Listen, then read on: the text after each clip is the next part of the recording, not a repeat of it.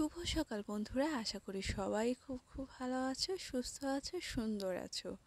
যারা মুসলিম আছো তাদের এই রামাদান মাসটা কিভাবে কাটাচ্ছো অবশ্যই আমাকে কমেন্টসে জানিয়ে দিও। আর যারা আমার বয়োজ্যেষ্ঠরা আছো তাদের জন্য অনেক অনেক সম্মান ও শ্রদ্ধা। আজকে সেহরির পর ঘুম থেকে একটু লেটেই উঠেছি, প্রায় 9টা কি 9:30টার দিকে। তো উঠে আগে আমার রুমটাকে একটু গুছিয়ে নিচ্ছি, কারণ এই রুমটা গুছানোটা শেষ হলে আমার মনে হয় যে আমার সারা দিনের প্রায় অর্ধেক কাজ আমার হয়ে গেছে। মানে আর কোনো মাথায় টেনশন থাকে না যে এখানে রুমে গিয়ে এই জিনিসটা গুছাতে হবে বা এটা রেডি করতে হবে, ওটা রেডি করতে হবে। এই যে একটা প্যারা, সে প্যারাটা আর থাকে না। আর তোমার কিন্তু এই সকালবেলা এই শুরু হয়, তুমি সারাটা দিন কিভাবে যাবে সেটা নির্ধারণ করা হয়। তাই খুব এনার্জেটিকভাবে উঠতে হবে। আর এটা ছিল হচ্ছে আমাদের বুধবারে আমি রস জাল দিয়ে গুড় করেছিলাম। তো ওই ভিডিওটা আমি ধারণ করে রেখেছিলাম যাতে তোমাদেরকে আমি পরে দেখাতে পারি। তো এর মাঝে যেহেতু আমি কোনো ব্লগ করিনি, তাই আমি তোমাদেরকে দেখাতে পারছিলাম না, তাই আজকে এটা তোমাদের সাথে শেয়ার করে নিলাম। তো এই যে দেখো, এখানে প্রায় 2 কেজির মতো রস আছে, মানে 2 লিটার, সরি। তো এটা আমি আস্তে আস্তে জালে বসিয়ে দিয়েছি, প্রায় সকাল 8টা বাজে। তারপর দেখো এই যে রস হয়ে গেছে, কত সুন্দর কালার আর অনেক সুন্দর একটা স্মেল আসছে। তারপর অনেক দিন পর তোমাদের সাথে শেয়ার করব এই চুলোটাকে একটু ঠিক করার জন্য। তো আজকে এটা সিমেন্ট দিয়ে ঠিক করছি। সিমেন্ট দিয়ে যদি ঠিক করা হয় তাহলে হচ্ছে প্রায় প্রতিদিন এটাকে মানে এভাবে ধুয়ে মুছে সুন্দর করতে হয় না। আর আমরা যারা গৃহ রাজকন্যারা আছি তারা কিন্তু এই রান্নাঘরেই আমাদের দিনের অনেকটা সময় আমরা কাটাই। আর যদি সেই রান্নাঘরটা গোছানো সুন্দর নিট অ্যান্ড ক্লিন না হয় তাহলে কিন্তু রান্নাঘরে কোনো কাজই করতে ইচ্ছে হয় না। তাই যতটা আমাদের পক্ষে সম্ভব হয় যে রান্নাঘরটাকে গুছিয়ে রাখার, আমরা ঠিক ততটাই করব। এবং নিট অ্যান্ড ক্লিন রাখাটা আমাদের রান্নাঘরটার খুবই জরুরি, কারণ এখান থেকে কিন্তু আমাদের পুরো পরিবারের এবং আমাদের প্রিয় মানুষদের পুষ্টিটা যায়। এবং মেন জিনিস যে খাবারটা রান্না করা হয়, এটা যদি তুমি নিট অ্যান্ড ক্লিন না রাখো এবং এর দিকে যদি খেয়াল না রাখো তাহলে কিন্তু আসলেই আমরা সবাই অসুস্থ হয়ে পড়ব। তার মানে আমরা গৃহ রাজকন্যারা কিন্তু একজন পুষ্টিবিদও। আসলেই সত্যিই তো, আমরা গৃহ রাজকন্যারা সব কিছুতেই এক্সপার্ট এবং আমরা সব কিছুই করতে পারি। তারপর দুপুরে একটু সময় নিয়ে পড়তে বসে পড়লাম। আর হচ্ছে এখন যেহেতু রোজার টাইম, তাই একটু রাতেও যেহেতু ব্যস্ততার মাঝে থাকা হয় সন্ধ্যা থেকে, তাই আমি চেষ্টা করি হচ্ছে রাতে নামাজের পরে একটু পড়তে বসার, আর হচ্ছে দুপুরে এই টাইমটাকে একটু কাজে লাগানোর। আর যেহেতু আমি ওই সেহরির আগ পর্যন্ত আর শোয়া হয় না, তাই আমি হচ্ছে সেহরিটা খেয়ে তারপর একটু ঘুমানোর চেষ্টা করি। 8:30 9টার দিকে আমি ঘুম থেকে একদম উঠে পড়ি। এতে ভালোই হয়, একটা ভালো স্টাডিও হয় কিন্তু। তো আমি এখন স্টাডি করতে থাকি। আর তোমরা রোজার মধ্যে কে কীভাবে স্টাডি টাইমটা শিডিউল করছো আমাকে অবশ্যই একটু কমেন্টসে জানিয়ে দিও, এতে আমারও অনেকটা হেল্প হবে। চলো আজ তোমাদের সাথে একটা সুন্দর রেসিপি শেয়ার করি। প্রথমে আগে একটু তেল দিয়ে দিলাম, তারপর পেঁয়াজ কুচি, এতে দিলাম একটু হলুদ, আর লবণ তো অবশ্যই দিতে হবে। তারপর এখানে দিয়ে দিচ্ছি করলা। এই বিচি সহ করলা ভাজি কার কার ভালো লাগে? আমার কিন্তু বেশ ভালো লাগে। কিন্তু হ্যাঁ, এটা আমি আজকে ভাজি করছি না, আজকে এটা একটু অন্য উপায়ে রান্না করছি। তো যখন করলাটা খুব ভালোভাবে সেদ্ধ হয়ে যাবে তখন একটু ভালোভাবে নেড়ে চেড়ে নিবে। তারপর আমি দিয়ে দিচ্ছি বেসন গোলানো। হ্যাঁ বন্ধুরা, আমরা যেই বেসনটা দিয়ে মুচমুচে বেগুনি আলুর চপ করি সেই বেসনটাই এখানে আমি সেই বেসনটা দিয়ে দিলাম, আর হচ্ছে একটু পানি। আর অবশ্যই তোমরা যারা এই বেসনটা দিয়ে হচ্ছে এভাবে ডাল রান্না করে খাবে তারা কিন্তু অবশ্যই বেসনটা প্রায় আধা ঘন্টা আগে একটু ভিজিয়ে রাখবে, বা যদি তোমাদের হাতে সেই সময়টাও না থাকে তাহলে চেষ্টা করবে একটু গরম পানি দিয়ে বেসনটা ভিজিয়ে রাখার। তাহলে কিন্তু পরে হচ্ছে তোমাদের রান্না করতে সুবিধা হবে, এর জন্যই যে তোমার ডালটা কি ঘন হবে না হচ্ছে তুমি পাতলা করে খাবে ডালটা, সেটা নির্ভর করে তুমি রান্না করতে পারবে। এখন আমি এটাকে ঢেকে দিলাম। তারপর একটু কাজ করতে হবে, সেটা হচ্ছে আমরা ফোড়ন বলি, যেটা তেলে আমরা পেঁয়াজ বা রসুন দেই, সেটাই। কিন্তু আজকে যদি তোমাদের কাছে ধনেপাতা থাকে তাহলে তো কথাই নেই, মানে জবাব ছাড়া। আমার কাছে ধনেপাতা ছিল না, তাই আমি জিরাটা দিলাম। আর এই জিরার ফোড়ন দেওয়া ডাল আমার খুব ভালো লাগে খেতে, আর খুব একটা আলাদা স্মেল হয়, আলাদা টেস্টও হয়।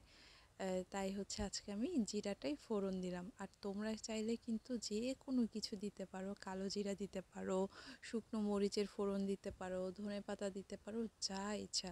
আবার পাঁচ ফোড়ন দিয়েও কিন্তু ডাল রান্না করা হয়, এরকম ফোড়ন দেওয়া হয়, সেটাও কিন্তু খেতে বেশ মজা হয়।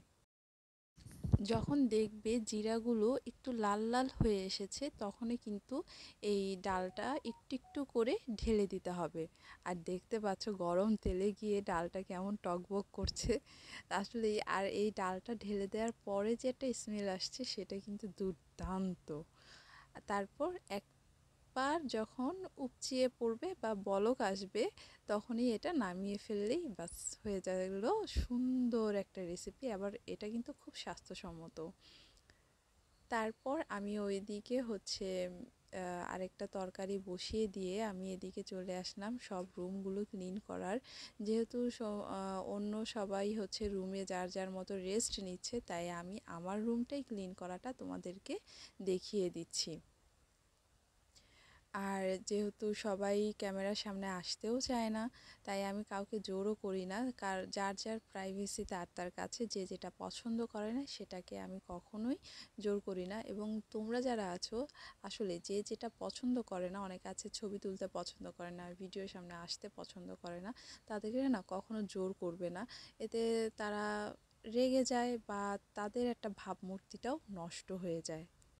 চলো আজকে তোমাদের সাথে আরেকটি মজাদার রেসিপি শেয়ার করি, যেটা কিনা হচ্ছে একদম কম মশলায় মুরগি রান্না। আর এটা যেহেতু ফ্রিজে ডিপে রেখে দিব, তাই হচ্ছে মানে খুব স্বাস্থ্যকরভাবে রান্না করা, আর খুব মজাদারভাবেও হয়, মজাদারও হয় আর কি। আমি রোজার আগে এই কাজটা করে রেখেছিলাম, এখন আবার করছি।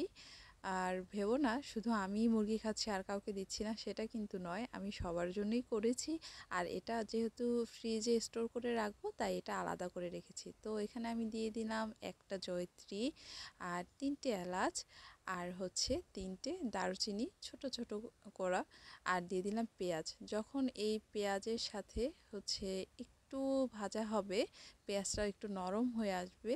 আর পেঁয়াজ নরম করার জন্য কিন্তু অবশ্যই লবণ দিয়ে দিলাম আমি আগে থেকেই, যতটুকু আমার তরকারিতে লবণ লাগবে।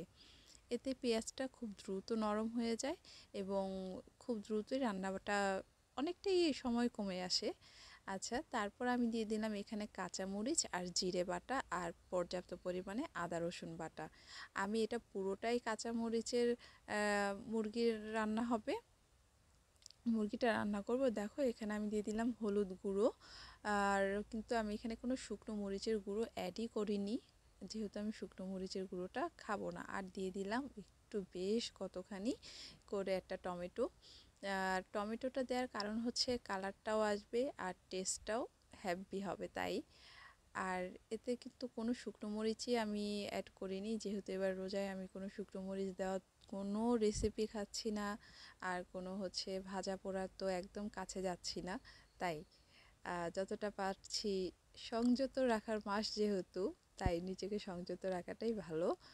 আর একটু পানি দিয়ে দিলাম একটু ভালোভাবে মশলাটা কষিয়ে আসার জন্য। তারপর আমি মুরগিটা দিয়ে দিয়েছি। এখন এই মুরগিটা ভালোভাবে একটু কষিয়ে নেব, যাতে কি মুরগিটা অল্প অল্প সেদ্ধ হয়ে আসে তাই। তারপর আমি একটু গরম পানি দিয়ে নিচ্ছি। আর অবশ্যই চেষ্টা করবে রান্নায় ঠান্ডা পানির চাইতে গরম পানিটা ইউজ করতে, তাহলে কিন্তু এর সব স্বাদ গুণগত মান সব কিছুই খুব ভালো থাকে। বড় বড় রেস্টুরেন্টে যারা রান্না করে শেফেরা আছে তারাই কিন্তু এই কথাটা বলে থাকে। তো আমিও চেষ্টা করি সবসময় একটু গরম পানিটা ব্যবহার করার, আর বেশিরভাগ চেষ্টা করি এই মুরগিটা রান্না করার সময়। তারপর ইফতার করার পর দেখো আমি শাওয়ার নিয়ে চলে আসলাম।